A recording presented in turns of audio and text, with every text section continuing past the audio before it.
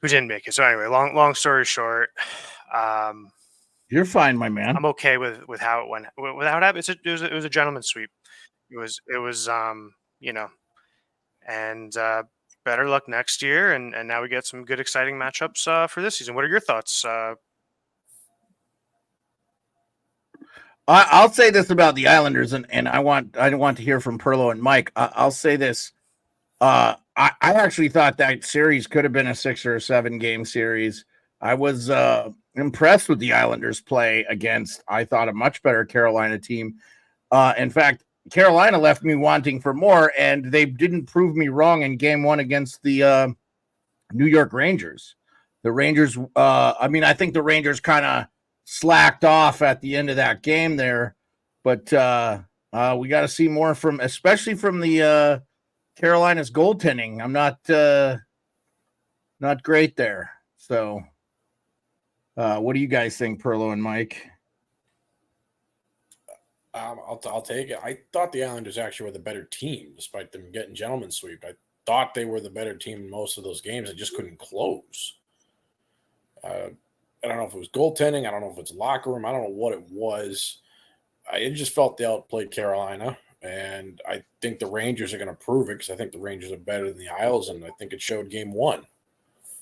So we'll see. Yeah. Before Pearlo goes, the thing I'm noticing in this playoff so far, too, is usually not the case, but special teams has been a big factor.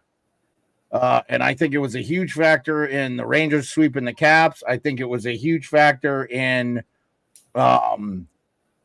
the Islanders not really having a power play.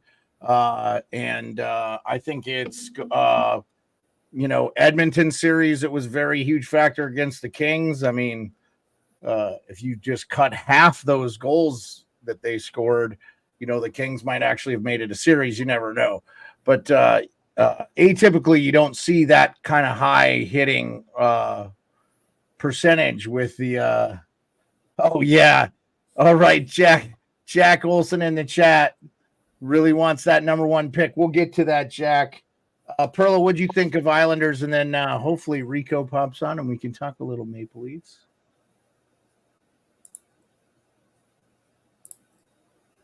Oh, you're muted, Perlo. There we go. That has to be one of the few. It's the only time I think that Carolina has won a series where they might have been outplayed. Usually, it's the other way around, and I think they took the Islanders a little lightly in that series, and they ended up being able to pull it through. The Islanders were going to come balls out. They were going to give everything they got. I like Patrick Waugh. I like the way he builds the energy of his team.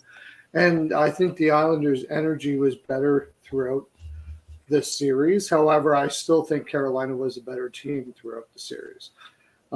They could have beat them like several different ways. So they kind of let them come at them, and they didn't try to create pace in that series, and they didn't have to because they could play a more defensive, back on your heels a little bit game and beat them.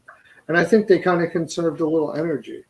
Going against the Rangers now, I think you're going to see a different Carolina team than you saw against the Islanders. This is going to be a team that's going to be far more towards playing offense and probably more aggressive than they were against the Islanders. So you're probably going to ask for my prediction. Rico's sold me. Rico's sold me. Before we go into predictions, let's hold on to your prediction. Okay, we'll go to predictions. I won't give my prediction, but yeah. I think Carolina kind of took the Islanders a little lightly and still won. That's what I would say about them. Real quick, and they still won. Yeah, real quick, just to summarize that whole Islanders series. I mean, if you're an Isles fan, Sorokin really didn't play. He played one game. He didn't look good. I think that trend isn't going to continue. They got great goaltending, I think, from Varlamov.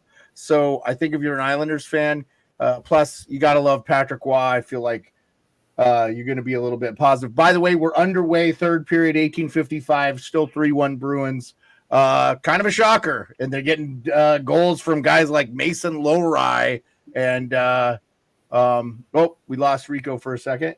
And I'm sorry, was it Coyle, the other guy, or not Coyle? Geeky Carlo. Carlo, there you go. Okay. Who do we lose? Occupancy. Oh, we lost occupancy. Okay, no worries. Rico, I'm going to play taps for you. You want to give a little bit of a eulogy to this 2023-2024 Toronto Maple Leafs season? Just give us your thoughts. I mean, I listened to Kipper and Bourne today. It sounded like a therapy session. Oh, it was. It's been a therapy session for the last 2 days. Congrats, Mike, man. And you know what? Boston's playing well. We got Swayman, man. Swayman's looking amazing. So give credit to Boston, dude. I mean, the Leafs should have showed up playing that type of hockey in game 5, 6, and 7, in game 1, 2, 3, and 4 as well. That's how you play playoff hockey. They finally got instilled to the Toronto Maple Leafs on how to play playoff hockey. It pissed me off that Wall didn't start game 7 because he probably would have made that save against Pasternak anyway. But we're being fooled as Leaf fans, dude. We're being fooled if they think they're just going to run everything back and then time heals all wounds, the way Sheldon Keefe's talking, the way Marner's talking. Did you hear what Marner said today? He's like, we're thought of as gods here. I mean, I don't know if he meant it in that way or if they expect so much out of them. I think that's maybe the tone he was trying to say there, but just saying those words were brutal. So in Leaf Nation right now, they're ready to ship Marner and Keefe out on the next train out of town right now. So you can't do anything with Tavares. He's got a year left. Nylander just signed a new deal with Matthews. Bring back Domi. Riley needs somebody to play with. You can't have Lyubushkin playing a number 1 pairing D on the right-hand side with him. You're asking way too much out of that, guys. So, I mean, it is what it is, man. So it sucks. We were that close, but the Leafs started playing playoff hockey way too late in that series. So I heard that they asked Keefe if he wanted to be involved in the exit interviews. And if he's not coming back next year, the fact that they asked him is a weird thing. So I anticipate he will not be back. I think the Leafs should trade Marner. I think they should fire Shanahan, and I think they should, probably fire Sheldon Keefe.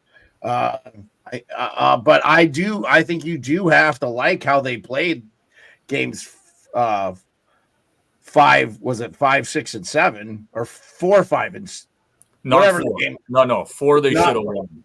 Okay. That was a shit show. Yeah, okay, no, but 5, 6, and 7 they played well. Yeah, and then they won game 2, did they not? Yeah, they won game 2 in Boston and dropped both of them at home. Game 4 is the most important game in the series, and that's the one where you're either going 2-2 or you're up or down 3-1. Game 4 was so pivotal. It just sucks that they just held out Woll that long because of what you saw and what he did in the net after.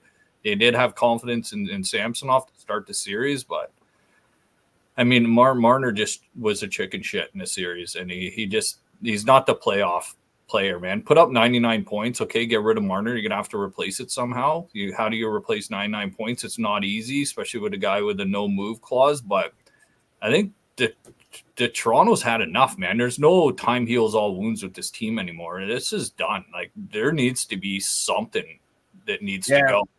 One playoff win in 8 years is not good enough. And you think of the players that Dubas shipped out, and Hyman and Marchment, and just it's a slew of guys protecting guys like I don't know, man. I just feel like it's You know what happens when people become free agents and they demand $11 million like a Mitch Marner? You play hardball, man. you let them sit like Lamoriello did with Nylander. He let him sit it out for a bit, and he got him at 6'9", and that was a good deal. I mean, even the Nylander one, he's probably overpaid about $3 million, and $3 million could probably get you a pretty decent NHL player. Nylander at 11.5 for that long is a little bit of an overpayment. I know the cap's going up, and that's what they said during COVID, and it fucked us over that time too. And there's no way Mitch Marner's coming in at the same or anywhere close to Nylander. I don't even want the guy. Seeing what he did in the playoffs, man, Leaf fans are pissed with this guy, so I don't care if he set up Matthew Nyes in Game 5 for a goal, and that was him showing up. Yeah, I don't know where you guys stand. I think if you run it back with that same group, you're just crazy. Where are you guys at with this? Fucking insanity. That's what it is. It's a definition of it. Okay, we don't have to beat up on the Leafs anymore if you guys don't have anything about the Leafs. Oh, I got something to say for sure. Okay, go. I was just waiting to see it.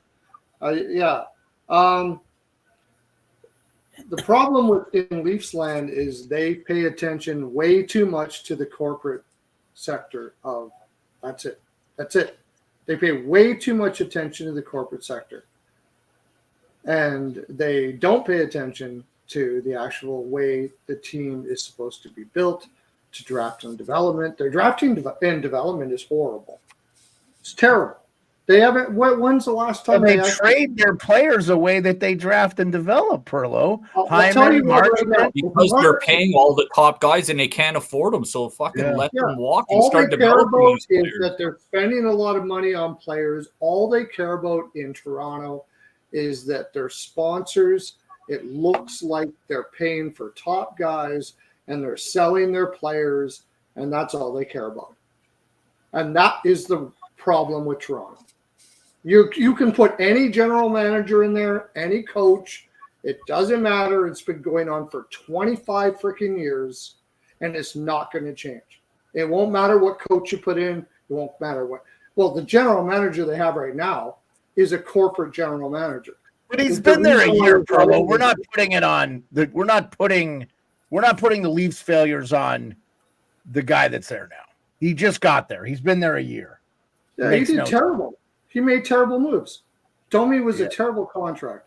He did terrible moves, and they're going to continue doing terrible moves because he's not a good hockey mind. They proved it in Calgary. Calgary has the same problem. They need money, so they keep on hiring general managers that have big daddies. They can toss them a shit ton of money, and Toronto did the same thing. And until that stops in Toronto, I don't see this team going anywhere. Anywhere. That is the problem, period. It has been for 20 years. Nobody wants to say it. Nobody wants to talk about it, but it is the truth. You go to a Toronto game, and you're going to have a whole bunch of teetotalers that don't even know about hockey, sipping on their wine. They don't get up, and they're not excited. They don't care. They're only there to because they got free tickets. That's not my experience there, though, Rico. I don't think you think that either. I think the crowd is actually not bad there. I know it's expensive, but that's not my experience. That I sat lower bowl. I just sat. The thing I sat by was people that get to go to the games once a year. They love the league, but they just those upper guys that just have enough money to get in there. For sure, but the lower bowls, they don't care. And that's where I sat both games. I sat right at the ice level, and the couple that sat next to me was a great couple. They were diehard Leaf fans, but he's like, these are corporate seats. I get them once a year, so he's like, I don't get to go that much. Go to a Vegas game and then go to a Leafs game. Oh, I got you. I've been to Vegas games, and the crowd is crazy. I know Edmonton, the crowd is crazy. Okay, let's bury the Leafs. I think that's enough about the Leafs because we'll kill. I still say that about the Leafs. As long as they care about sponsors more than the team, they're going. I got you. I mean, they're not going to lose money, that's for sure. But tomorrow is the draft lotto. Occupancy. I want you to kick this off because the team where you live is the prospected highest percentage to get the number 1 overall pick, which we all will be Macklin Celebrini. Yeah.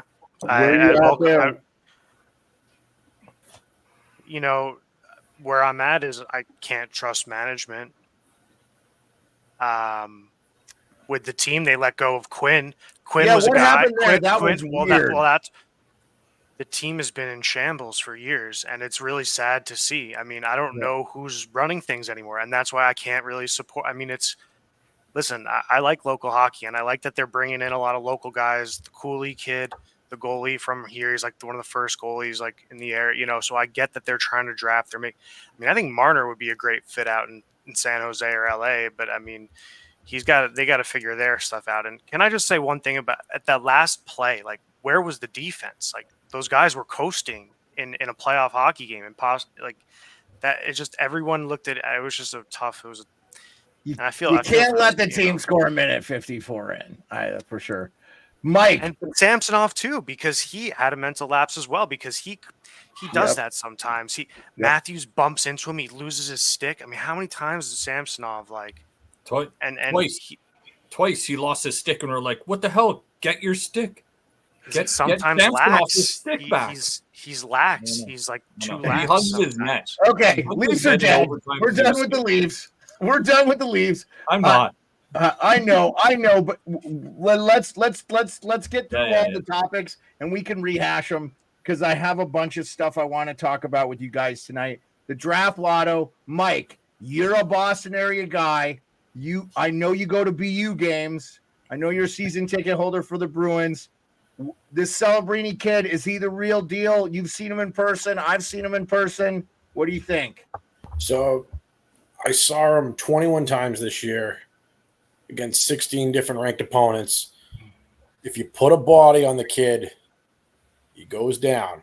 Now, he got tougher. We saw him out in Minnesota for the Frozen Four. He got up. But for a lot of the season, even against bad teams like Merrimack, you put a body on the kid, he went down. He reminded me a lot of Jordan Greenway.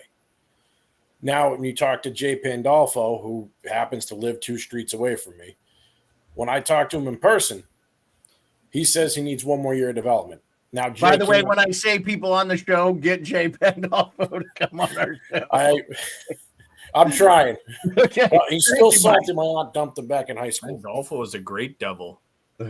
Yeah, great pro. He played 900 some odd games in the NHL, won some Stanley Cups, and he's a hell of a coach. So, but yes, go ahead, Mike. Didn't mean to cut you off there. No, it's all good. It's all good. Boston just scored 4-1. Yeah, so he reminded me of a lot of Jordan Greenway. But Jay is saying he needs another year to get stronger. I agree with that. I mean, not trying to agree with Jay Pandolfo. It's just he's still 17. Like, his 18th birthday is in a month and a half. Like, this kid can't buy a lottery ticket right now. Mom and dad literal. He's about to win the lottery, the draft lottery, but he can't buy an actual lotto ticket. I got you. Yeah, like, he can't. Yeah. I think he needs to put on another 10 pounds. He's also got. They're saying BU's got another kid coming in next year that intentionally signed with BU to play with Scalabrini, and they're saying that kid's better than him. Like, this kid broke all of Brini's records for the national team. Like, they're getting a kid better than what's supposed to be the first overall. So I think he should stay 1 more year. But that's. Yeah, no, I love it, Mike. You're one of the few people I've heard say, other than Colby Cohen, shout out Colby, who is a Boston University graduate, and would love to see Celebrini go back to his alma mater. For selfish reasons, you're one of the few people I've heard say he could use another year. Now, I felt the same about Ryan Leonard, even though it would have been nice to have his skill in the playoffs for the Capitals. I thought he went down a little easy, even though he's a bigger, stronger guy. So, yeah, it'll be interesting to see who wins the draft lottery. I'm secretly rooting for the Seattle Kraken at 6%, but here's a conspiracy theory one for you. What if Utah wins it? Because Arizona never won the number 1 overall thing. I think we're losing Rico. Appreciate him coming in and taking the time. So the next topic I wanted to talk to you guys about before we get into the series bets, and then we can talk about whatever at the end here, is Rick Bowness retires. And I just thought one of the classiest, one heck of a coach. Really sad to see him retire, but also know he had some health concerns. His wife has had some health concerns. At some point, you got to say, hey, I coached for a long time, and I would like to enjoy the rest of my life, which might not be that much more, right? So anyway, just wanted to talk about that. Any thoughts about bonus? Pearlo, why don't you kick it off, because you are the old man on campus. You probably remember when Bones coached Winnipeg back in the day. Yeah, and Ottawa. And before I do, I'll go into Celebrini a little bit. From everything I hear, I don't know if he's going to be ready next year. I respect whatever. I don't know. But I'm hearing Jonathan Toews over and over and over again. That's basically the player you're getting with Celebrini is a guy like Jonathan Toews. Incredibly well. Two-way player, amazing two-way player who can put up some offense. But as far as Bonus is concerned, what I love about Bonus was he always did it his way. He didn't do it any other way than his way. And if you didn't like it, you could fire him. He didn't care. That's what I loved about Bonus. That's what he did in Ottawa. If anybody said, we think you should go this way, that way, then fire me. I don't care. And then he worked as an assistant for a really long time because pretty much the whole league knew that if you were going to hire Bonus, you're doing it his way. And that's it. He's not listening to anything else but his way. And he got better as a coach, as being assistant for, I can't remember all the teams. I think he was in Dallas. He head coached Dallas to the finals in the bubble against the team that let him go, Tampa Bay. Tampa Bay, that's right. He was in Dallas, and he was in a couple teams before that. I love the guy for that reason. I did it my way. Bonus did it his way, and he's leaving in his way at the right time. His wife is sick, and he's getting older and stuff like that. But I love him for that. He didn't try to get the money. He didn't try to take the money. He didn't try to just do what anybody told him to do. He did it his way his whole career, and I really respect people like that. So real quick, Bonus coached the original Winnipeg Jets, the Boston Bruins, the Ottawa Senators, the New York Islanders, the Phoenix Coyotes, the Dallas Stars, and the Winnipeg Jets. Occupancy. You got any thoughts on Bones? Or Yeah, no, he's a great coach. Really, think he did a good job at a couple of different clubs he worked at. And I'm happy to see that he had a winning year. I believe Winnipeg had a really pretty fantastic regular season numbers.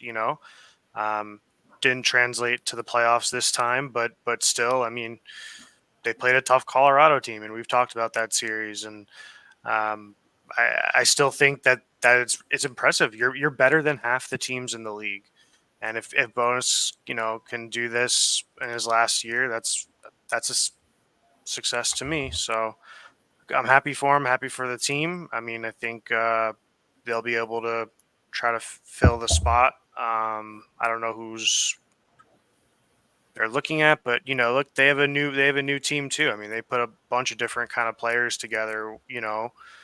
I don't know what their prospect pool looks like, but anyway, good. I'm happy to see the man, finish his career, and looking forward to, sometimes, we've been seeing some of these coaches pop up. Berube was just on the broadcast, the national one, the other day. And, look, these guys, they stay involved with the game, and so it's not like the last we, be seeing of them, you never know.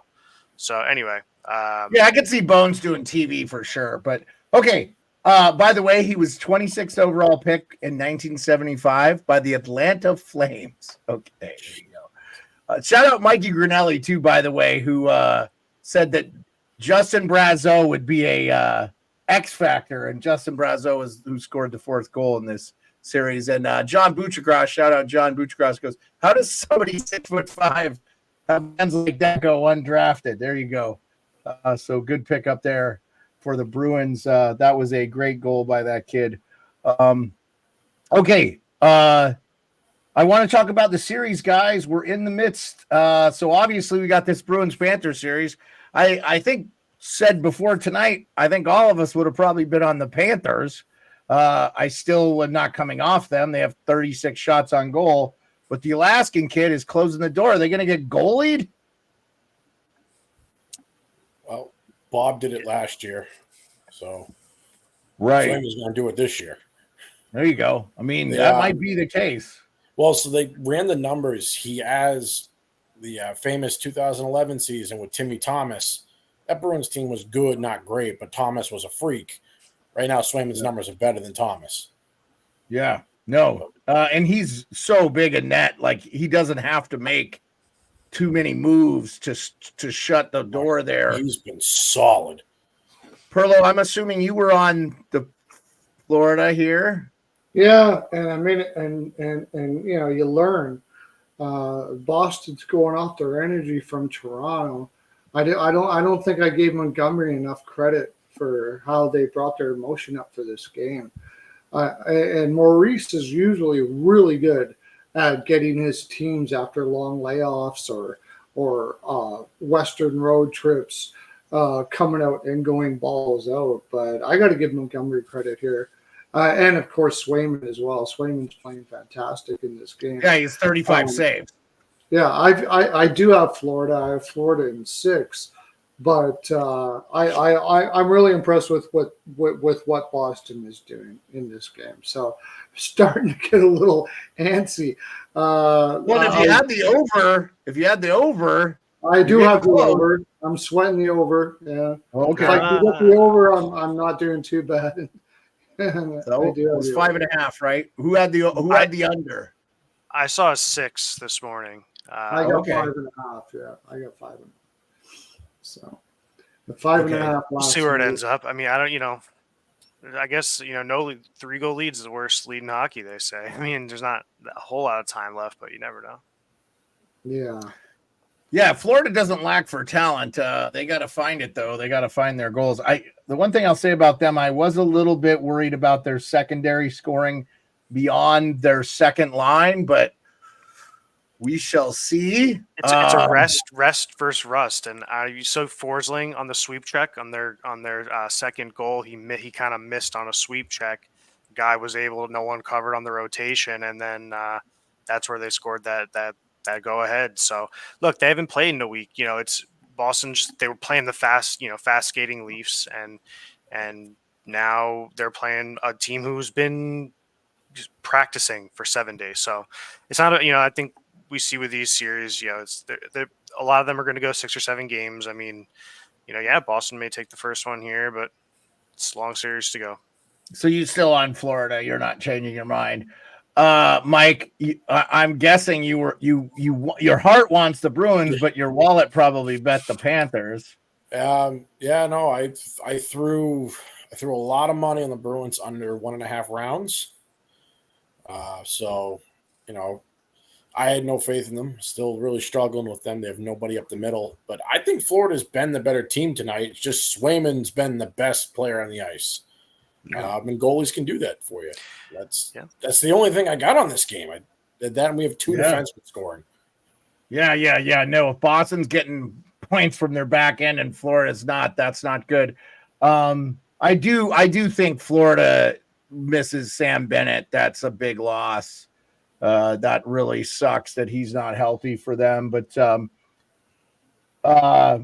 okay, so let's just jump right into the other series in the East that's already played a game. Hurricanes, Rangers. Rangers are plus 102 tomorrow, home dog against the Carolina Hurricanes. That's what I'm getting from DraftKings on ESPN, that the Rangers are plus 102 home dog against the Hurricanes. I don't know what the Vegas lines have been so huge on the Hurricanes, and I just have not seen them put together. They get a lot of shots, and I know they added some stuff. Carolina wins tomorrow, but loses the series in 6, our friend Darkness says. And then, of course, my wife is in the chat. She's chiming in on the Rangers. So, I had the Rangers going to the conference final. My mind hasn't been changed. I'm really impressed with. I said I didn't really notice much from Zibanejad in the series against Capitals, even though I think he ended up with 7 points. I thought he was really not a big factor. Panarin played well. Zibanejad was animal the first half of that game. So I'm not coming off that. I definitely would take the Rangers at plus 102 at home. They haven't lost a game in the playoffs so far. Pearlo, where are you at on this? And then we'll just go around to Mike and Occupancy, and then we'll start with Occupancy for the next series. I will always take the better 5-on-5 team in any series, and that's the reason why I take Carolina. The Rangers are better than they were last year 5-on-5. Their shooting percentage is very good though. That's where they survive. They've got a really high shooting percentage, and they've held it almost all year long. So this is going to go. I believe this will go 7. It's going to go back and forth, but as the series goes on, you're not going to be able to have the shots that you could early in like game 1 that the Rangers had. You get tired out. You're not going to be able to get to your spots. And as soon as that happens, I think Carolina will take over. I wouldn't be surprised if the Rangers won tomorrow. And let me put it this way. If the Rangers win tomorrow, I'm putting big plus money on Carolina to win the series. Big plus money. I want the Rangers to win. You could probably get really good odds for that. Yeah, I'm putting big money. I hope the Rangers win tomorrow. I'm not going to bet the game tomorrow. I don't know exactly which way it's going to go. I hope the Rangers win tomorrow. And if they do, Carolina comes back and wins in 7.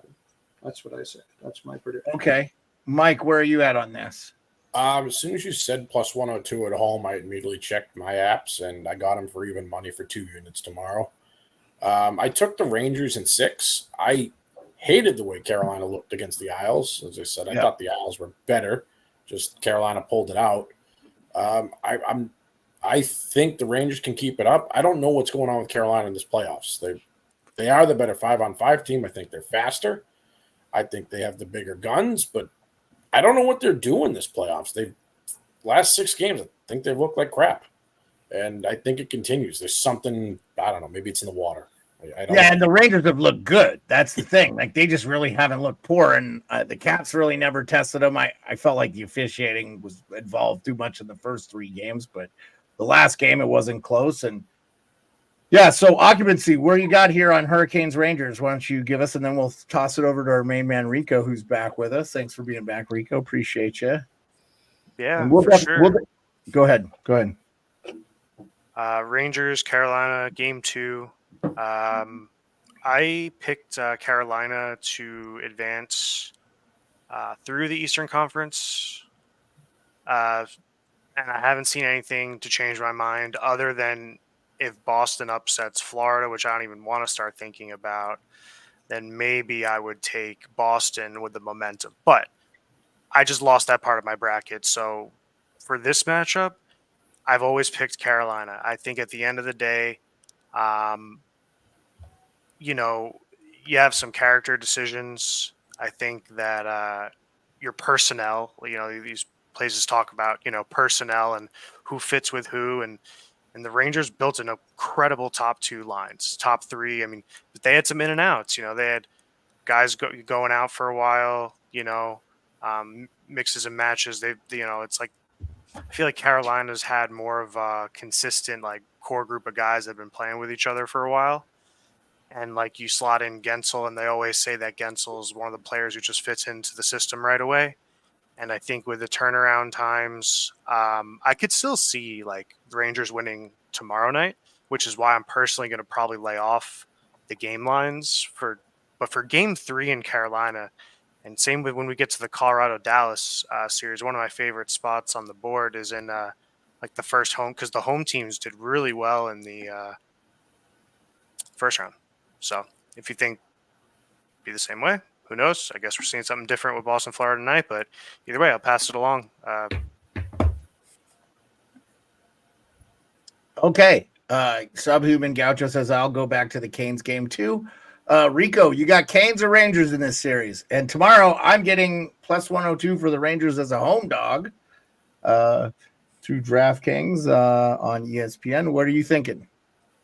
I think Carolina evens it up. I think it feels almost like the Panthers. Maybe rest is rust, but sometimes rest is a weapon. It just feels like Boston's been rolling a little bit after a couple nights later after Toronto, where this series is going to kind of go the distance, and the longer it goes, I think advantage Florida. I think the same thing for Carolina here, but the only problem there is Freddie Anderson. You got Kochekov right behind him too, so I don't know how long the leash is going to be for Freddie Anderson in this series, boys. I mean, one of those goals didn't look too good, so I think Brind'Amour is going to pull the plug pretty quick. So depending on how the next game goes, I think Carolina is probably going to win the next game. It's going to go to distance. Pre-year, I did have Shout out Glassbanger for being in the chat with us, guys. Dallas Stars Glassbanger, Nick Marach. He said Vince started it. Hey, thanks for being with us, Glassbanger. That's fair, Glassbanger. Glassbanger. I think Biz is focusing his attention on the lady that sits behind the bench now. So we'll just go with that. Yeah, Nick, congrats. I had the Stars going all the way to the Cup Finals, man, and I think, they still could win it all. I got a cousin that lives down there, and our good friend Lucy Carrion, shout out Lucy, who comes in. She's a Dallas area, so would not hurt my feelings to see the Stars win a Cup again, especially because Joe Pavelski. But Rico, go ahead, finish. Boys, like I told you in Pearlo Beard at the beginning of the year, I had Dallas in the Cup against Carolina. I had Carolina winning it, but as the playoffs started, I keyed on a few guys that I would like to see lift the cup. And yeah, as you mentioned, Pavelski was definitely one of them. But going back to Carolina here, man, I don't know. The Rangers are looking good. I'm not giving them any love, and it pains me because I just haven't been really picking the Rangers to go far in the playoffs. So I'm pretty intrigued to see what Game 2 looks like in this series. I got ultimately Carolina winning this series, but this Game 2 is going to be a huge pivotal test to see what Carolina does as far as matchups. I know Svechnikov has been shut down and, on that top line as well too. So see what Brind'Amour does to kind of shake up the lines maybe in Game 2. They got so much forward depth on that team. But I mean, there's no Adam Fox in Carolina. Carolina is deep, but the problem with Carolina is Pesci's injured, and that's a big miss on the blue line. He's probably the best defense behind Slavin. There's nobody that can do the same things that Adam Fox does in New York. So I'm thinking Carolina because I picked them pre-year, but wouldn't surprise me if the Rangers make a run, boys. Rangers-Oilers final. If I had to redo my bracket, maybe, but that'd be awesome. Am I the only one that thought D'Angelo was off Game 1, or was that just a me thing? Or I just thought he's just not that good. Is that what it is? He couldn't crack the lineup most of the year for them. So, well, we'll save that for the end of the show here. Let's just jump right into the Avalanche Stars. Rico, why don't you start it off? Before you do, can I say something a little bit? But you did already, Pearlo. You had your say on this series. Just one thing, don't even answer. The whole contract with Brind'Amour, you think that might be an issue that's going on with Carolina? Well, I heard they're re-engaging in contract things with him. I don't know. That owner is whatever. I mean, that's okay. just. Anyways, I just wanted. Brind'Amour's not going anywhere. We all thought that, right? So, Nick Marach says 4 lines, mic drop. I hope I said your last name right, Nick. Yes, and I would have those people come by and see you at the game, but they're not at the game. My cousin lives in Huntsville, so she's not there. Okay, Rico, let's go Avalanche Stars. We were just talking about it. Nick's here. We got Glassbanger in the chat. Oh my God, dude! The Avalanche are plus 105 road dogs. Ooh, I do not want to doubt them. Darkness says Avs win it in 7. Florida pulls a goaltender. Thank God. Okay, anyways. Yeah, 4:28 left to go in that game. It's still 4-1. I've got the score up to date on the thing there. And the rest of the series, what do you think, Rico? Avalanche Stars. Dude, this is a wicked series, man. If you go the tail of the tape with the Avalanche and Winnipeg with the goaltenders, you'd be like, I'm taking Hellebuck all day. But look what Colorado did to him. But Hellebuck's not an Ottinger in the playoffs. Ottinger has proven he's won some big games for Dallas in the playoffs. He just knocked off the defending Cup champs. But Avalanche seem like a motivated team, and it's going to be a wicked series. I'm so happy these two teams are playing each other. It's going to be a lot of storylines. It's not going to be an easy one. It's not going to be a quick one. It's definitely another one that's going to go to distance. I'm hoping for Dallas in this one because I want Dallas to win a cup before Colorado wins a cup because they got theirs already. So I will be cheering for Dallas in this series just as a sentimental kind of favorite because I got no skin in either of these teams. But so with that being said, I'll take Dallas because I'm going to be cheering for them. Yeah, what sucks about the Stars is they had a brutal series with the Vegas Golden Knights, go 7 games. And then they've got their reward is to play the Avalanche. Now, one can hope that they have the start that the Bruins had here coming off of Game 7, one of only 2 series in the first round that went to Game 7. So I hope you're not wrong. Rico, Occupancy, what do you think? Yeah, interesting series here. I like what Rico was saying. And, look, both teams are 4-1 their last 5. They're both, obviously they're advancing in the first round, beating really good defenses too. So to me, like, I don't know if I can go and pick game by game.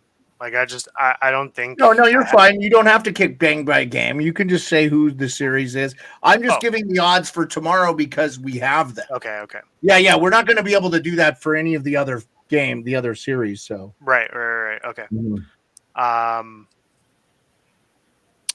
But so, I mean, overall, like, I don't feel comfortable betting against Colorado. However, I learned that Georgiev was not practicing, and it was Eustace and Antonin. Yeah, like so I'm not sure what's going on with that. I mean, I don't think it matters. With Colorado's offense, I don't think it really should matter. But I mean, Colorado did lose in the first round last year, so Boston scored again, so they got the empty netter. Apologize. So I don't know. I mean, it's just to summarize up, Pearlo, my bad. I'll jump up. My last thing to say about this is, I think both these teams are going to score goals. I mean, I saw Colorado team total over 2.5. It's minus 175, but that's, if I had to bet, that's probably what I would go with, because I don't know, because we saw that barn burner in Game 1 with Winnipeg and Colorado. It was like a 6-7 game or something. I could see both teams getting a 3, get score, so I would be leaning over, and I think. Yeah, no worries. Mike, where are you at with this one? I said after the 7-6 Jets Avalanche game, Georgiev would get me back to a 9-3 and Avs to the cup. I think he averaged after that, I think it was like a 9-2 and change. I also saw he wasn't practicing. I think it's just he's sick and he's tired and he's just going to rest up. I think he maintains his 9-2 and change save percentage. And I'm getting a new cup, a new signed puck, because for some reason, every time the Avs win the cup, I get an autographed puck. So Okay. I don't know why. As a Bruins fan, I get Avalanche pucks. Well, because Ray Bork won his cup there, so I think a lot of Bruins fans are de facto. I got Nate McKinnon too. I have no idea why. Well, so hopefully we don't get a Bruins Avalanche final, because that'll ruin the Boston's Avalanche secondary fandom there. We don't want to see that happen. So I honestly have 2 uncles out in Colorado, so I'm cool with it. Well, and their college hockey scene is pretty darn good, as we witnessed together, did we not, Mike? Okay.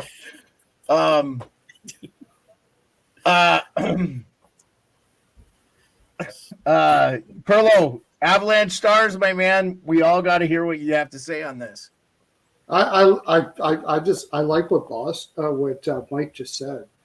I think Georgiev played a hell of a lot in the regular season to get himself primed for this playoffs, and his numbers didn't look great, but he fought through it. Georgiev was always a guy that wanted to play and prove himself over and over and over again. And I just got this feeling that he's going to be good enough. I think Colorado wins this series.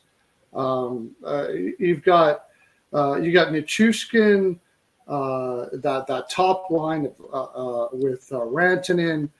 and McKinnon, and they're playing balls out right now. It's tough for me to say this, to tell you the honest truth, because Dallas has got a really good team. That respect Ottinger. Their top four is fantastic.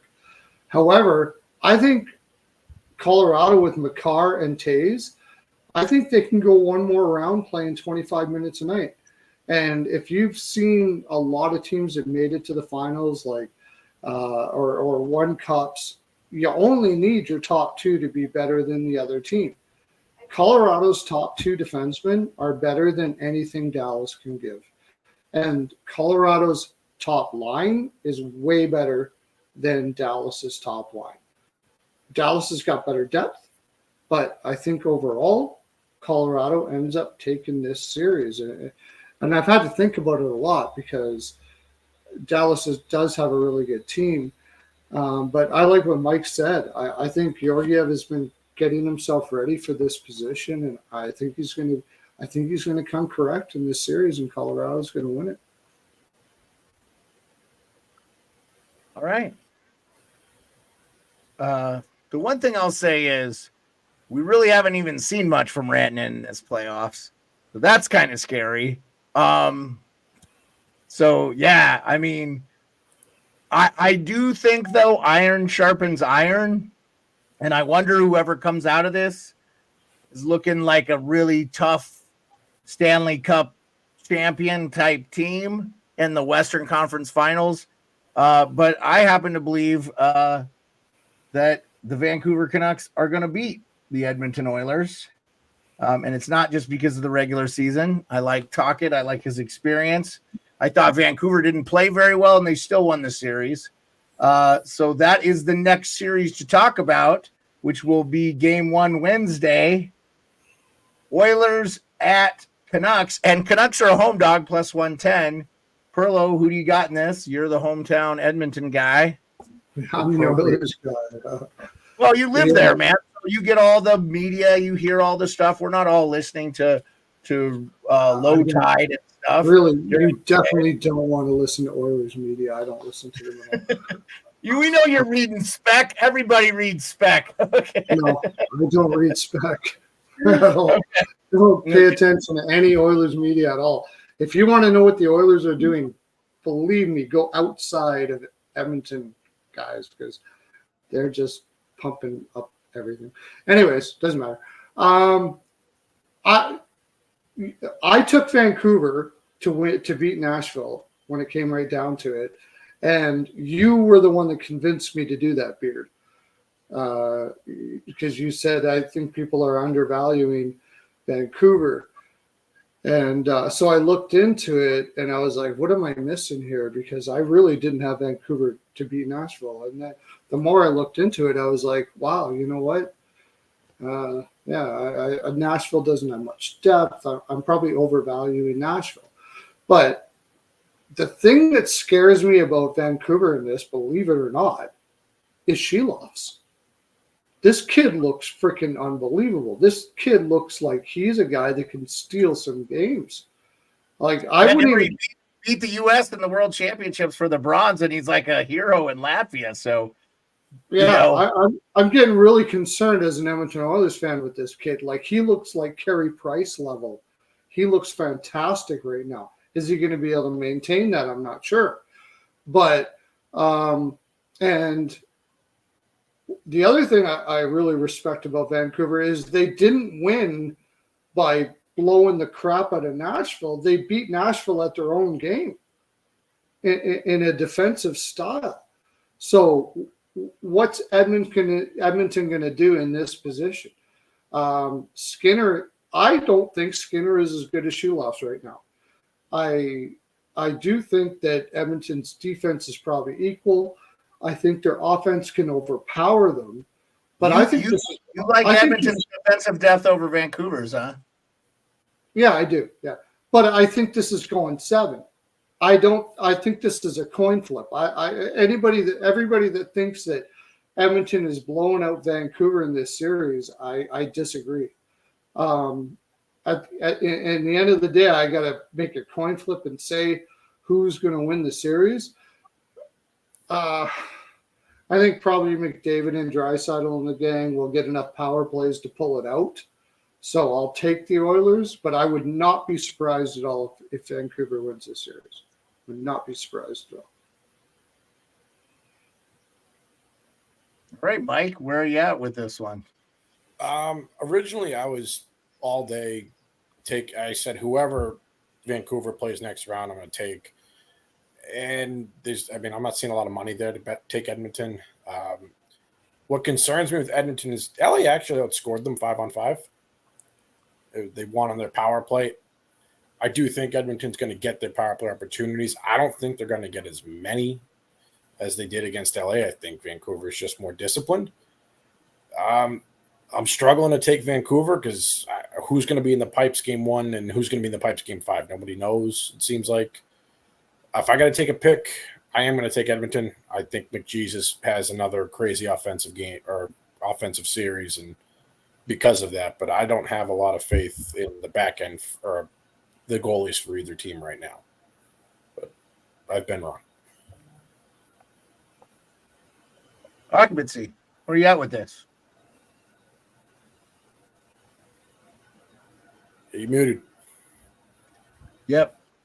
Just like your facial hair, it's muted. Yeah, bro. That's okay. It's okay, man.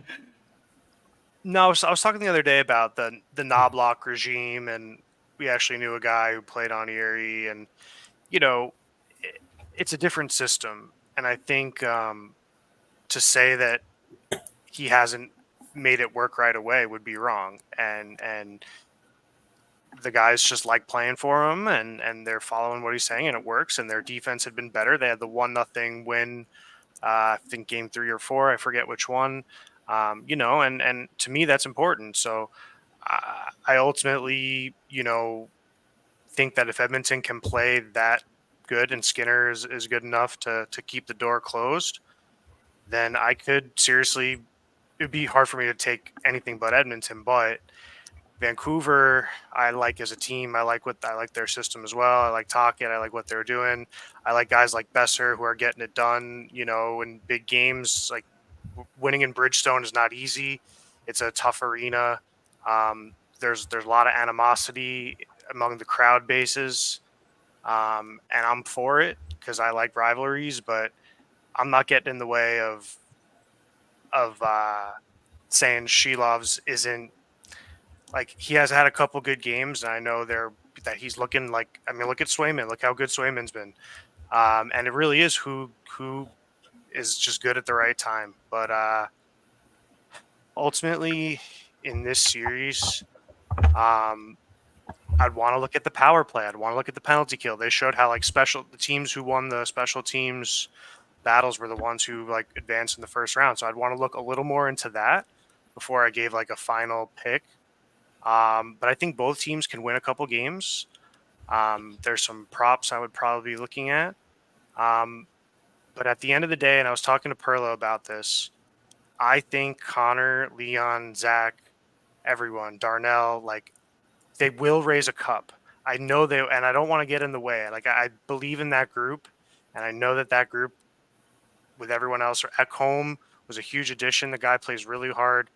These guys are good, and I think they're going to raise a cup. And I don't know if it's this year, but I think if I had to say, I probably would pick Edmonton overall. Okay, Rico, why don't you finish it off here? You're muted as well, Rico. Like the Maple Leafs. You muted yourself, Rico. I was just gonna say I got to bounce in a quick minute, but this series reminds me of Game 1 of the regular season and Game 2. You remember watching Vancouver paced Edmonton 8-1 in the opening night of the regular season? I do remember it. It was awesome. Goals.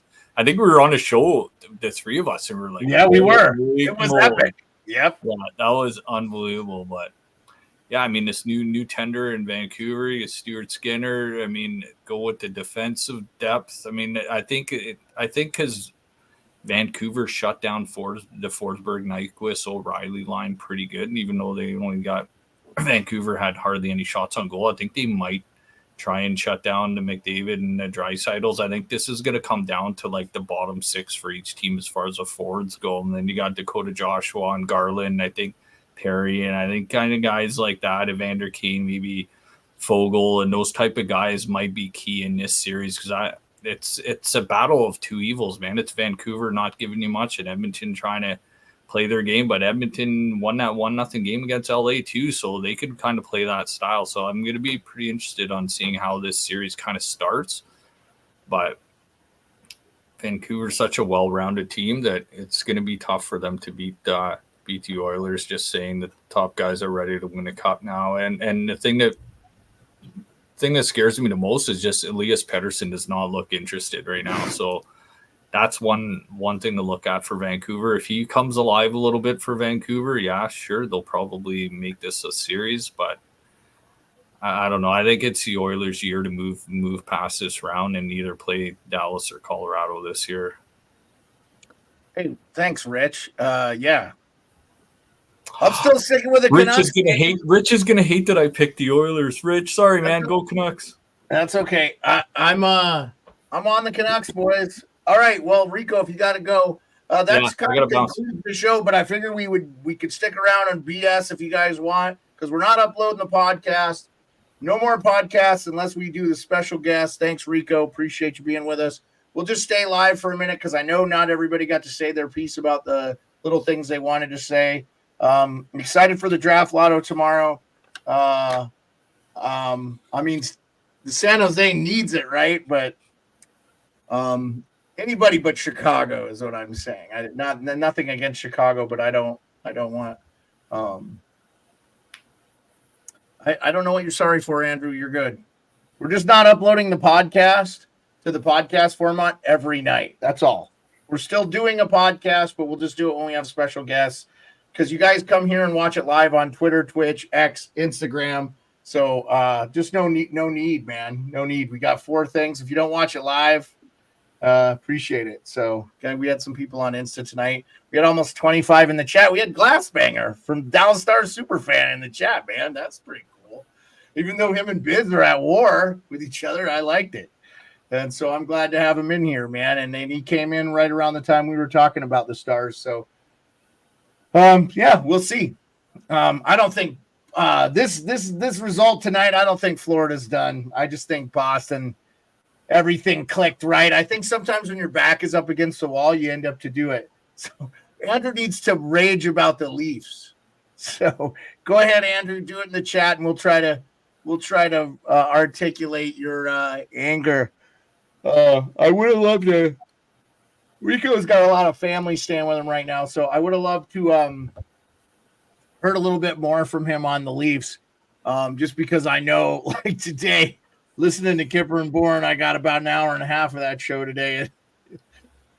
Kipper is a little bit of a Mitch Marner apologist, I think. So he wasn't ready to put the entire blame on Mitch Marner, and I don't think Mitch deserves the entire blame. But, I mean, guys, Hot Take Hockey and I were talking about this a while ago. Like in games 5, 6, and 7, he just hasn't scored. Those are the games you need people to step up. Hey, shout out Holdy and V. Elena on Insta watching the show. I don't know if you were king for a day, Occupancy, what would you do with the Toronto Maple Leafs? Good question. First, I'd have to look at ice time. I'd have to look at production. And I'd say if these guys are out there getting top line minutes and they're not producing, then changes need to be made. And I'd be sticking with guys like Willie. I'd be sticking with guys like, Yarncroc and Matthews, Tavares. I don't know. I mean, maybe it's time for him to walk. I mean, I don't know because. Yeah, so this is the last year of Tavares' deal next year, so probably pretty much he has a no movement clause. $11 million. Maybe if the Leafs are out of it, they could move him at the trade deadline to a contender, and they could eat half his salary, and he could go be a third line guy for a team maybe trying to win the cup. But I think the days of Don Tavares being a top 6 guy are over. I think he's okay with that. I think you see Jamie Benn, he moved down to the third line and is fine. He clicked. So I think that's fine for the team. And he could right well stay with Toronto, and I don't know. I don't know what's going to happen with that. But if it was up to me, oh God, I'd probably have to point to someone and probably say, Samsonov and Marner. It's just not working out. We tried, and Samsonov's tried. You've seen Samsonov in Washington, but is he the big game player? So I have absolutely loved Samsonov for Toronto. He won the round for him last year against. I do not think he was the reason they lost against Florida. I don't think he's the reason he lost, but I mean, it sucks that Wall got hurt on the last play. I would have loved to have seen Joseph Wall in Game 7. We'll never know. Our friend Gorgon, who lives in the GTA, 1-8 was better. I'm an old school guy, even though I'm just 37. I don't like changes. All right. He's at Nat Pearlo.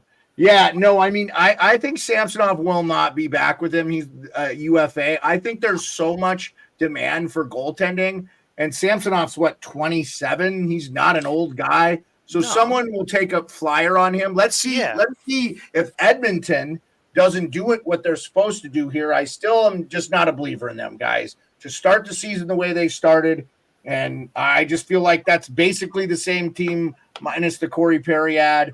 They added a couple of guys, Stetcher and stuff at the trade deadline. Henrique, those are nice additions. Sometimes those little tiny tweaks.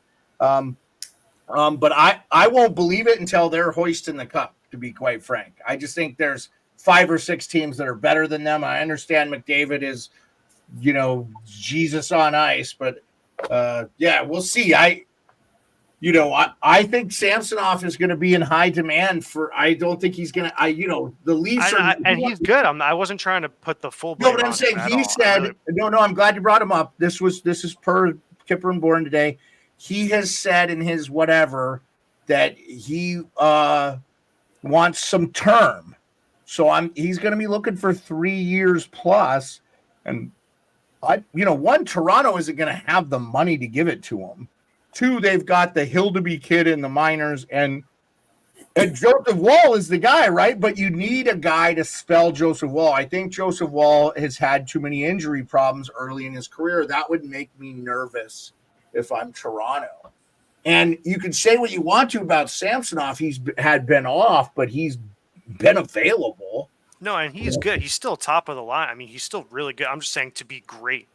Probably not winning a cup with Samsonov. He has too many Pink Floyd effects. But he could slot in like an Allmark somewhere. Like the 1-2-10. I think he's good. Really, I do. I mean, look That's at the LA Kings if they'd like Samsonov. Probably a lot more than what they had. Exactly. So I think this series and a lot of these series. I mean, like you guys said with the Rangers. I mean, if the Rangers do have the advantage in the net, then it's going to be very hard for Carolina to win, and the Rangers probably advance. If Anderson. Yeah, if you look at the goaltender matchup there, it's not even close if Shesterkin is on his game, right? And that's coming from a guy who really picks this Carolina team a lot every year. I believe in Rod's system and and Chatfield and Burns and Shea. I mean that Slavin. I mean you're talking high end defenders all around. I mean really that's a good group and they hit hard. I mean they play Orlov.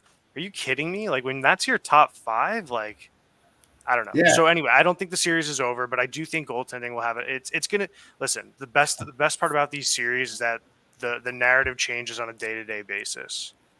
It's so I'm looking forward to it. Did you come back just for the Leafs talk, Rico? No, I wasn't listening, man. I just moved from downstairs to upstairs. Okay. For the record, man, I did not hear any noise from anything secondary or tertiary at your house. And from nobody. Everybody's been great tonight. So no news there. Yeah. I mean, guys, we can call it a night. I just wanted to give everybody an opportunity to I wanted to get through those talking points, which I'll do a better job of getting you guys those in the notes when I send it to you so you know what we're talking about so you can prepare a little bit better. I should have had that, but I was kind of running around like a chicken with my head cut off today. The lake melted, baby. I'm paddleboarding. And ice is gone. Ice is gone, man. Finally, summer is upon us. It's it's 46 degrees, but it's summer, man. I'll take it. Counts. Counts. Yeah. Yeah. I think too. Gorgon says the Rangers may do good. I think too about the Rangers. This is it for them. I think that they've got some decisions to make. They're going to have to pay some guys like Keandre Miller and some other guys that they really need to win here, and they've got some guys kind of getting a little bit older, so they need to take advantage of this opportunity. They're a really good team this year. I did tell my wife I thought the Rangers, she being a Rangers fan for the people listening, that I thought this could be the year for the Rangers. They have a cup caliber team, so we'll see. Rico, what I asked Occupancy is if he was king for a day for the Leafs and he did a good job, what would he do? What changes would he make? And he just kind of went through the underlying problems that they have there. What about you, man? You're the Leafs fan. What would you do? What if you could make any move, you could trade anybody off that roster and you could get value back? I would basically go up to Mitch Marner and say, listen, man, you're gonna get shit eaten to you all year because we're not being fooled anymore. Everybody saw you in the playoffs, so we're not gonna re-sign you.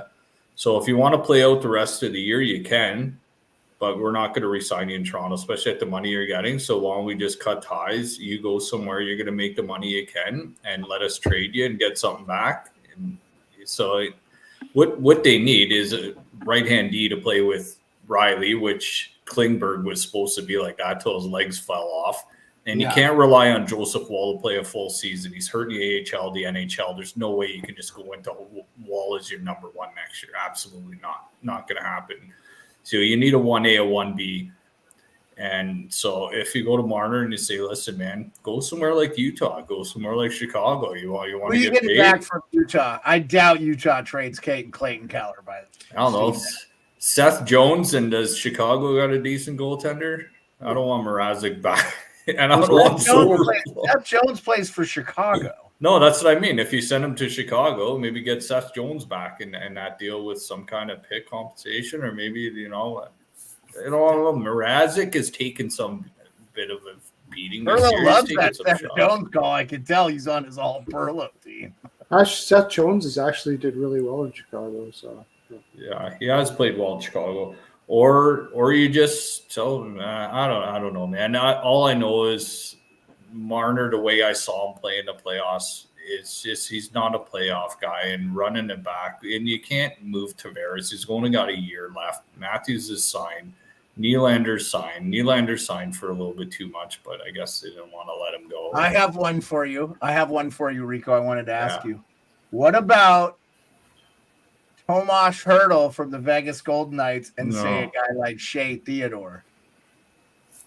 Oh, Shea Theodore, I would mind, but never. They're not. It's not going to happen. Hertl's signed, and so is Theodore too. No, but Hertl's at a discounted rate already because San Jose's eating some of that contract, so he's only making like $6 million, and Vegas is going to have some decisions to make, man. They're going to have to make some moves to keep some of the play. If they're going to keep a Jonathan Marchessault, I said to Hot Take Hockey the other day, I said 3 years at 8 for Marchessault or 3 years at 7, and you get him for $27 million. He's like, he's not going to take that. Well, if he gets 7 somewhere, he's only going to get like a 3-year deal. Yeah.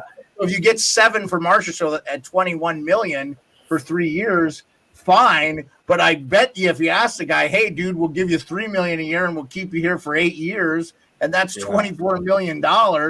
Like, big deal. Yeah, and people are going to be like, how do you replace 99 points in Toronto with Mitch Marner? The guy never gets hurt, too. He's durable. Yeah, he never gets hurt because he doesn't go along the fucking boards because he's a pussy. That's why he doesn't get hurt. All right. He's not a big guy either. Go ahead, Pearlo. Analytically speaking, Marner is one of the best defensive forwards in the league. And the reason why he has trouble in Cup the of coffee playoffs, will get you a first round exit, right? the reason why he has trouble in the playoffs is because he knows defense wins in the playoffs. He plays way too defensive. He doesn't try to score as much. He plays as a defensive forward. If you trade Marner, and you sign this now, write it down, whatever you want to do, and I imagine they're going to trade Marner, they are going to look like idiots. Hey, Pearlo, what about Marner? That being said, you have to trade him. That being said, you have to trade him. I like what So you're they saying, will look Pearlo. like idiots when they trade him. I They do will look like the idiots. angle you're putting out there. He plays a penalty kill, like he's good up the middle and everything. It's just when the playoffs come and he's scared, he gets bounced around and like he's a kid because that's he's never so going to tired grow up. from It's like trying to Nylander yelled at him earlier in the playoffs. He's like, "We're not He's so effing tired junior anymore." look at the defense for the Leafs, man. What do you got there? Nothing. You have nothing. Riley is shit. You have nothing for defense. Nothing. I like that. I like that. And you got a Marner. Marner is playing more on the defensive zone than he is in the offensive zone. If you look at his analytics, the guy's playing defense like freaking crazy all freaking playoffs because he has to. Nylander ain't doing it. I'll tell you that right now. Matthews does it pretty well, but he wasn't even playing this year. Dude, Like, Matthews he is up for the has to Selke with basically 69 play for the goals. defense How does all that happen? playoffs. They're going to trade him, and when they trade him, he's going to, wherever he moves, they are going to look like idiots because you need defense. You don't need goaltending. You don't need forwards. You need defense, Okay, and you don't have it. So Pearl, I put it think this they're going way. to move him for a defenseman, though, Pearlo. I think that if Okay, they but make that move, boys, we're spending $40 million on forwards here, and they didn't score more than 3 goals in the last 14 fucking games. Like that stat is just unbelievable. well, of like, course, come because on, man. they didn't spend any money on their defense.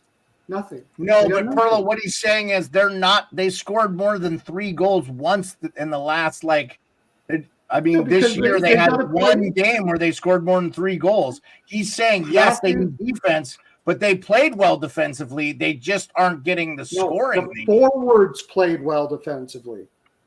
The I thought their defense defense did not was good, play man. well defensively. I Right. disagree. McCabe and Edmondson and Benoit played well. I thought defensively. McCabe, I thought Edmondson, I thought McCabe is Benoit. okay. All of them played Edmondson well. didn't do shit. I don't No, he agree played with him. great. You didn't watch the game. McCabe, no, Edmondson sat in the freaking defensive zone and blocked shots like he was on the penalty kill all game. That's what he did. Everybody thought, oh, look how good he is. He's not doing shit. He's sitting in his possession numbers are ridiculous. He's horrible. He's horrible. You can't play in the offensive zone. You don't hate him if he's a bottom 6 guy. He's terrible. He's I terrible. thought he played well. Everybody I have to wants answer to be this blocked question, guys. I shots hate to tell you because he this. sits in the Yeah, go, defensive Mike. zone Go. all game and block shots. Go, He's Mike. terrible. Pearlo, let Mike go. So I think Toronto needs another defenseman, not a top 2. The Bruins have 3 defensemen to trade. The Bruins have 3 goalies they're trying to trade. And Marner's got worth a bag of pucks after this playoffs. You can do a dollar for dollar deal. Grzelcyk, McKegg, Boston's last remaining pick they have for this year's draft, Mitch Marner. Yeah, nobody likes Grzelcyk in Boston, do they? He's a Dorchester kid. He literally can walk to the Garden. He's been a scratch too. He's not been making the lineup as of late. No, he's a 6th, 7th guy. He started out red hot and then he got cold. Yeah, I didn't mean nobody likes him in Boston. I mean the coaching staff doesn't like him. Or he's just mistake prone, and when he does it, he gets lit up for it. The problem with Marner to Boston is he'd be their top right wing, and they already have Pasternak. So do you play Marner at center? Yep. Yeah, He's better than Charlie Coyle. that's fair. Didn't Charlie Coyle have a goal tonight? Dude? Pretty By the much. way, Charlie Coyle looks like Tyler Sagan's doppelganger, but he's always clean shaven and shit. So I don't know. I like the idea of Marner in Chicago. That makes sense to me. I could definitely see that. But he's not going to waive his no trade clause to go there. Oh, here we go. Why Here we not? go. Hot takes in here. Dude, the pressure will be on Nobody wants Marner in Toronto, and if they want him out, he's gone. So he goes Marner and Liljegren for Wilson and Strome. Final offer. I'd do it. I think it'd be a good move for the Capitals too. I would do it. You think? That would be an amazing move for the Capitals. I would do it. Yeah. And I don't hate it for I mean, but hot take, you want to get a right shot D out of that, don't you? I mean, I think you got Toronto. That sad thing is that's a deal that Toronto would probably do. That's a sad thing. I would probably not put Strome in that deal if I was the Leafs, and I would say maybe so a guy. I think John Carlson's a guy that's got a couple good years left. He led the league in ice time this year, man, and they were just not good. If he didn't have to skate as much, dude. Wilson and Carlson, and maybe attach a pick to it for Marner. I said Marner and Easton Cowan. I think that's a fair trade. The Caps are giving up Tom Wilson and John Carlson. Are you kidding me? Who cares? That's their franchise player, Mitch Marner, for the next 10 years. Wilson has about 5 left. I like Carlson Marner being a puck to Ovechkin on the first line, but right now the first lines would be, if they play tomorrow, Hendrix LaPierre is the starting center with Alex Ovechkin and Sonny Milano. Connor McMichael would be. No, McMichael's the third line guy with Oshie and Pacioretty, and then Dylan Strome's the second line guy with Wilson and Protas. That's how the lines were. Wilson and Carlson and Marner and Liljegren would be better, obviously. I don't think you take it. Occupancy says send Mitch Marner to the island for Brock Nelson and Pelech. Well, Pelech, I think that might be a really good deal for the Leafs. Yeah. I mean, Lyubushkin, I don't know if he's coming back. I mean, McCabe, I think is good, but I think, Toronto could use some D there. And I don't know if Nelson's like a hometown kid, but I wouldn't mind Marner on the island. I wouldn't mind I heard Keller to the island. I mean, I don't know. So I just don't see Utah trading like their franchise player the first. I understand that owner probably wants to make a splash, but I'm going to guess that Bill Armstrong's going to say no to Mitch Marner just because of all Utah would give a whole bunch of picks for Marner. They could give up picks, but would you want the picks if you're the Leafs? Yes, because now you get the cap space. Now you have the cap space. The cap space, that's fair. That's fair. And you know what? Probably Utah can fit Marner in no problem. And you can use those picks to add to your lineup if you want to. You can use those picks for sure. Utah would be a great place. Chicago would be a great place. They got tons of picks and they have cap space. So but here's the thing. I could see Marner waiving his no trade to Utah because they have a lot of talent on it. Absolutely, I do, because I don't. But do you see it? But do you think he wants to be in Toronto? But but he's got to waive his no trade, right, Pearlo? So you talk to him, right? I'm pretty sure you can convince him to leave there. If I just don't think Chicago. I don't think Chicago's in the books for him. I would want to leave there. Why not? I don't think that. Why would Chicago not want to be there? I mean, he doesn't mind a big city. He just I'm saying because they are like in full-on rebuild mode, and they're not going to sniff the playoffs for like 3 years. You got Bedard, man. You got Marner. I get that. I get that. Yeah, I get that. I get Bedard. You get to play with Bedard, and you build around that, and you can build a team and go from there. I mean, and you get out of Toronto because that guy has been disrespected ever since he freaking Hart got there. I if I were him, I'd want the hell out of that freaking city. I'd want out of there tomorrow. I think the fans are going to run Marner out of the town on a rail anyway. Oh, absolutely. And they're going to look like idiots for doing it like it always happens. I'm going to say, and is there a town that runs off their stars more than Toronto? Philly. Okay. Yeah.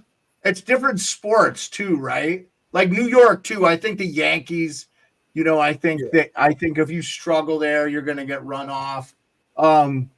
Yeah. No, I mean, it's going to be so exciting, guys. This is going to be an exciting offseason, and I'm intrigued, man. I'm intrigued. We'll see. We'll see. Yeah. Well, hey, I think this is a good time to call it. Does anybody? Let's just go to final thoughts, man. Pearlo, kick it off, man. Wow, this is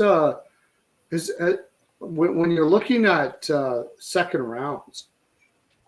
When is there a time when really you looked at the second round and thought this is maybe some of the best matchups we've seen in a very long time?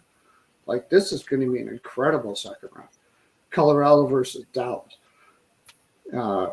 Florida, Boston. Everybody has Florida, and I do too. But look what Boston did today. And Carolina versus the Rangers. I mean, this is one hell of Edmonton versus Vancouver. When's the last time that you?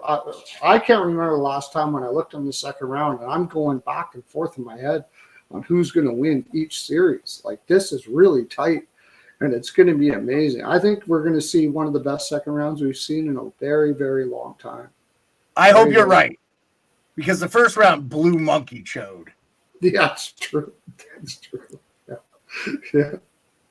Steve, hot take. Just right before Pearlo finished, just say, want me one up. This involves the Occupancy's team. Blockbuster of the decade: Nelson, Pollock, Cizikas, for Marner, Youngkrook, Lilligan, Kampf.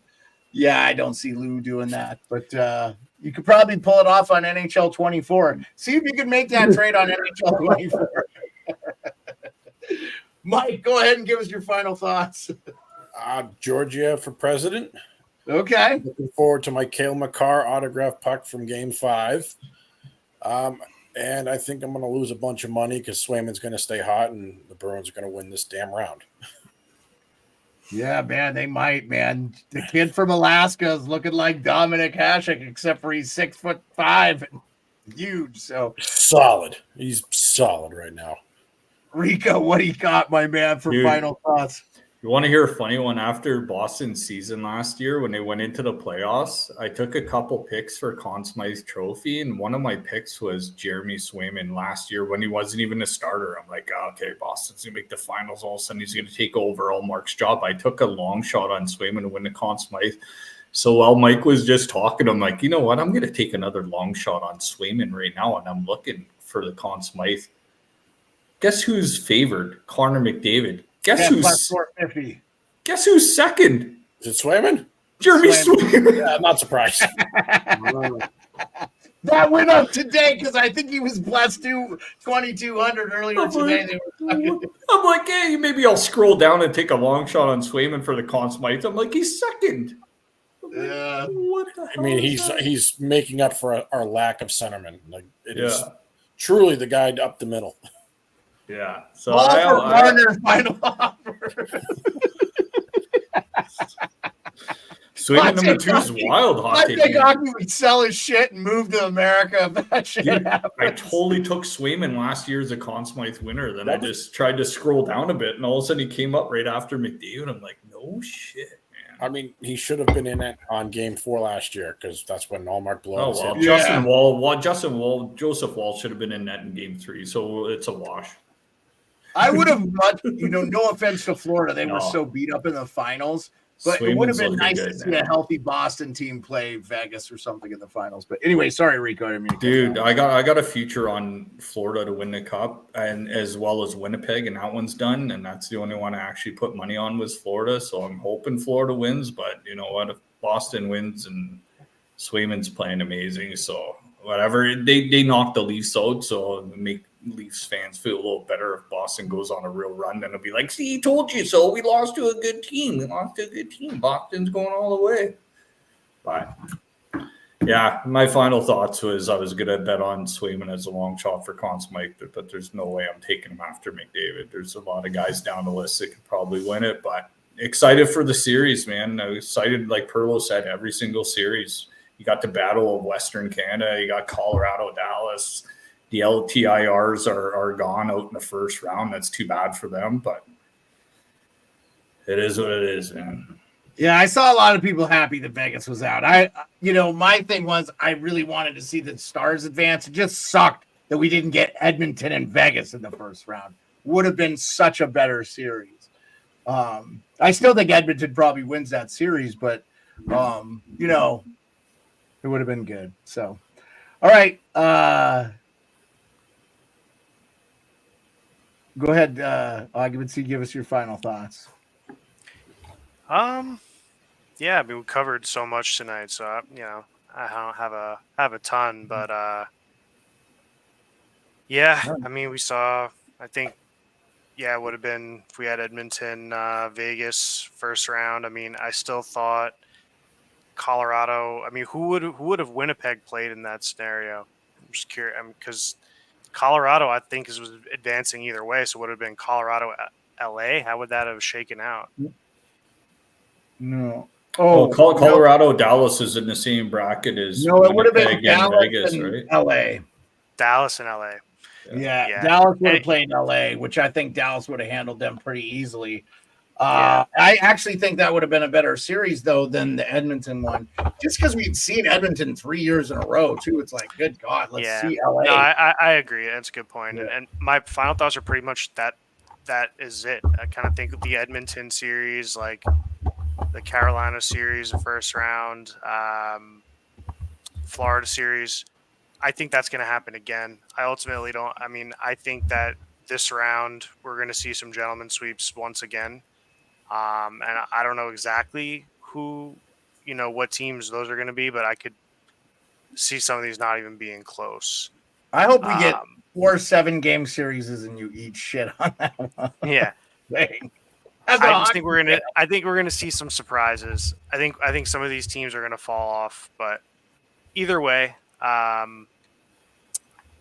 if all these teams are going to 7, then I guess I could chug a beer or do something funny on stream.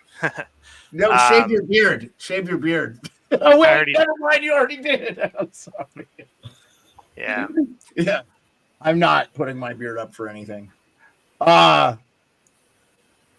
Yeah, so looks like we might have a new NBA champion this year too, because the Timberwolves are putting the smackdown on the Denver Nuggets 73-4. I got the under in that game. You got the under? Okay. Yeah. Well, it looks like it's good. It's looking good. That's going to put them up 2-0 going back to Minnesota. So that's going to be real interesting. Their basketball team, also, if you'd have told me their basketball team would win an NBA championship, which it's not a guarantee by any stretch of the imagination, before their hockey team, I would have said you were insane. And that's just only because their basketball team has been shitty forever. So it is what it is. I appreciate you guys. Thank you so much. Thank you, everybody, for showing out. We had a lot of people today. It was awesome.